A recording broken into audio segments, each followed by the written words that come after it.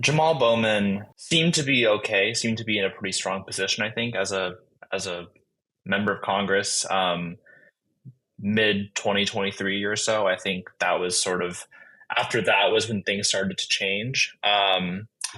It was funny. I read an article from Notice this morning that actually framed this really well, which was two Saturdays in September that really kind of, or in the fall, one was in September, one was in October, that really kind of changed the trajectory of Bowman's electoral prospects and his sort of political career. One of them was September 30th, the day that he pulled the fire alarm on Capitol Hill. And I think we can all admit now that that was cool. Like, let's just get it out there.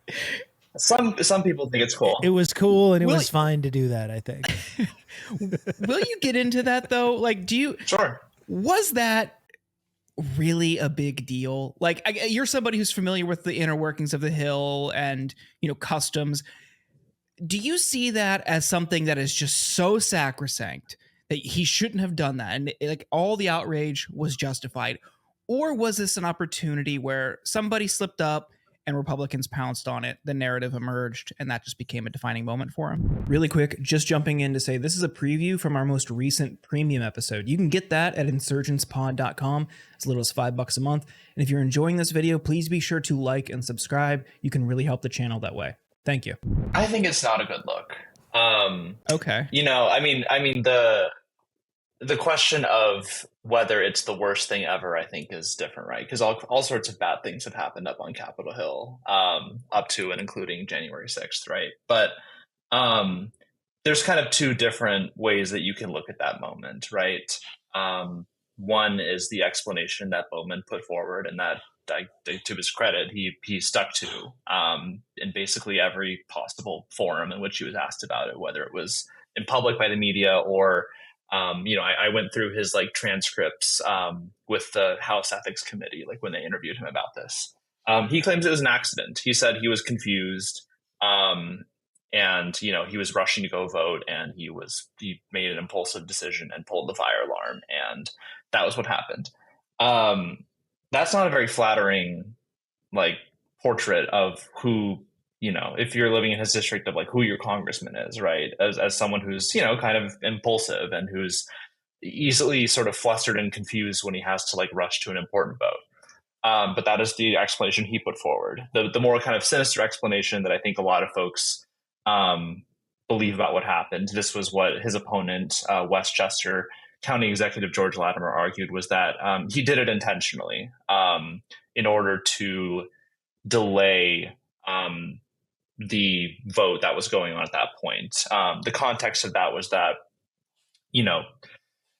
the House Speaker, Kevin McCarthy, who would be deposed as House Speaker, roughly 4 days later, had put out a clean bill to fund the government for another 2 months. And Democrats, and he basically immediately called a vote on it. And Democrats needed more time to look at the bill, to study its text, to make sure there weren't poison pills in it before they voted for it. And so there were other delay tactics that were actually going on at the time on the House floor.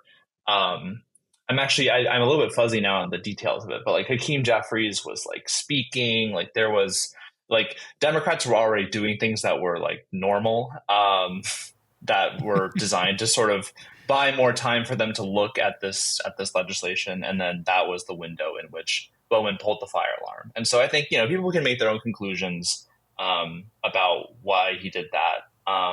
But I think either explanation is not particularly flattering, especially given that, he's a former middle school principal and has theoretically dealt with fire alarms before. So he's guilty of being a team player, is what you're saying.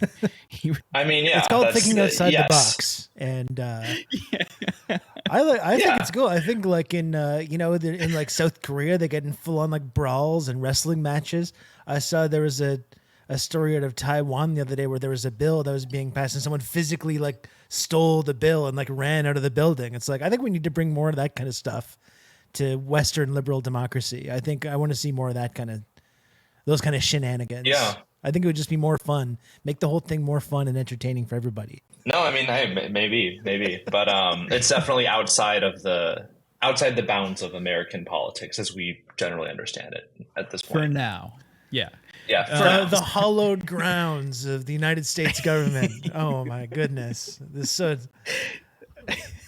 The beautiful shining beacon of democracy for the whole world. You hate to see it defiled like that. We do. What was the other Saturday though? You said there were 2 Saturdays. Yes. Sorry. I had to bring that up because it was a big moment. No, you're good. It was good to sort of dive into that. The second Saturday was October 7th. And 7 days later, basically. And obviously there's a lot that one can say about the impact of October 7th on American politics. I mean, that's kind of been the story of a lot of what I've covered in the last however many months it's been since then, like 8, basically, almost 9. Whether it's different votes that are happening in Congress, fights over Israel aid. I've been to Michigan to cover like the uncommitted movement. Obviously, I've covered this primary. Like there's a lot, happening there. And so that's sort of the Israel part of this primary. And so, I think that there were sort of 2 different things going on here, which is that the district that Jamaal Bowman represents is actually, I think, fairly different from other squad members' districts.